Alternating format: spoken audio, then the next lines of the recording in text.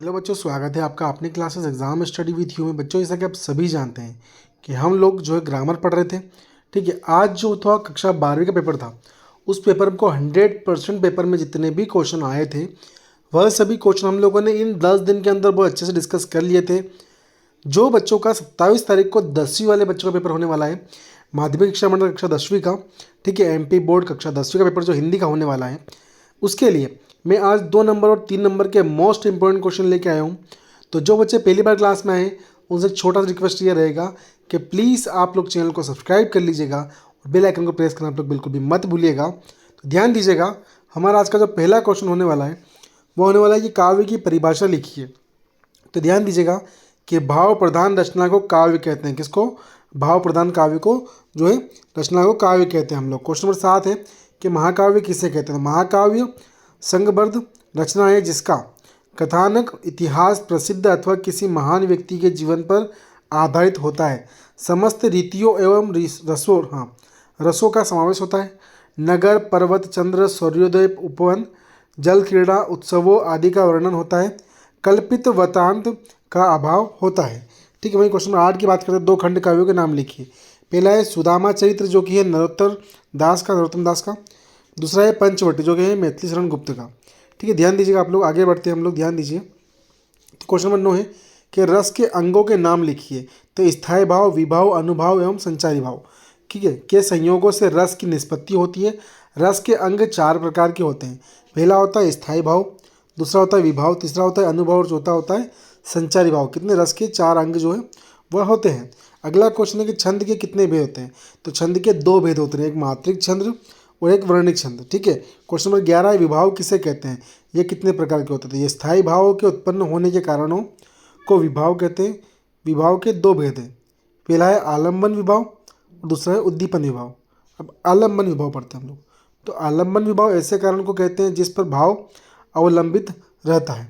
दूसरा है उद्दीपन विभाव, आश्रय के हृदय में जागृत हुई स्थायी भाव जो भाव और अधिक उद्दीप्त करते हैं उन्हें हम लोग उद्दीप्त विभाव कहते हैं। उदाहरण के लिए श्रृंगार रस में चांदनी, रात एकांत प्रदेश, हरा भरा उपवन, फूलों की सुंदर पवन नदियाँ का एक छोर आदि। ठीक है, ये सब क्या है हम लोग के विभाव होते हैं हम लोग के। अगला क्वेश्चन देखते हैं हम लोग कि चौपाई छंद का उदाहरण लिखिए। तो जय हनुमान ज्ञान गुण सागर, जय कपीसती हो लोग उजागर, रामदूत अतुलित बलधामा, अंजनी पुत्र पवन सुत नामा, जो कि चौपाई छंद का एक उदाहरण है। ठीक है, ये जो है हनुमान चालीसा का एक दोहा है। ठीक है, एक श्लोक बोल सकते हैं उसको हम लोग।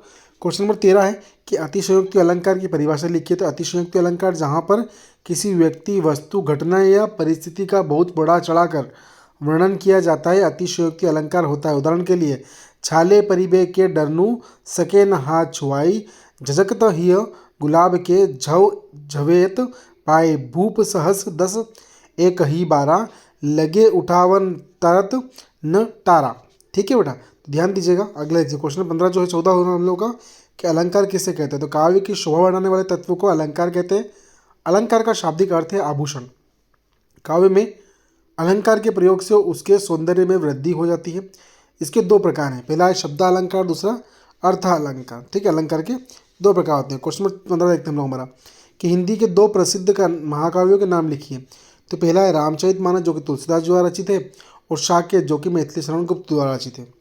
वीर रस और रौद्र रस के स्थायी भाव लिखे। तो वीर रस का स्थायी भाव उत्साह होगा, रौद्र रस का स्थायी भाव क्रोध होगा। ठीक है, वहीं ध्यान दीजिए। अगला क्वेश्चन 17 हम लोग होगा कि वात्सल्य रस की परिभाषा लिखिए। तो वात्सल्य रस का स्थायी भाव स्नेह होता है। स्नेह जहाँ पर बाल्य क्रीड़ाओं से संबंधित एवं उनसे स्नेह के भाव उत्पन्न हो जाए वहाँ वात्सल्य रस उत्पन्न होता है। क्वेश्चन नंबर 18 है कि प्रबंध काव्य के भेद लिखिए। तो प्रबंध काव्य के 2 भेद हैं, पहला है महाकाव्य, दूसरा है खंड काव्य। तो महाकाव्य विशिष्ट गुणों से युक्त वृहद आधार वाला ग्रंथ होता है, इसको महाकाव्य बोलते हैं। और खंड काव्य जो है वो खंड काव्य में जीवन के किसी एक पक्ष पर प्रकाश डाला जाता है। ठीक है, ध्यान दीजिएगा बेटा आप लोग। चलो वही हम देखते हैं। अगर तो क्वेश्चन नंबर हम लोग का 19 है कि ठुमक चल रामचंद्र पंक्ति में कौन सा अलंकार है। तो यमक अलंकार है। वही क्वेश्चन नंबर हम लोग देखते हैं 20। तो महाकाव्य में खंड काव्य में अंतर लिखिए। तो महाकाव्य की कथा वस्तु विस्तृत होती है क्योंकि महाकाव्य बड़े होते हैं, जबकि खंड काव्य की विषय वस्तु सीमित होती है, मतलब कि छोटी होती है। ठीक है, महाकाव्य में अनेक पात्र होते हैं जबकि खंड काव्य में पात्रों की संख्या सीमित होती है। महाकाव्य में सभी रसों का समावेश होता है परंतु खंडकाव्य में नहीं होता है। चौथा है कि महाकाव्य में 8 से अधिक सर्ग होते हैं परंतु खंडकाव्य में सर्गों की संख्या कम होती है। पांचवा है कि महाकाव्य में अनेक छंदों का प्रयोग होता है परंतु खंडकाव्य में एक ही छंद का प्रयोग होता है।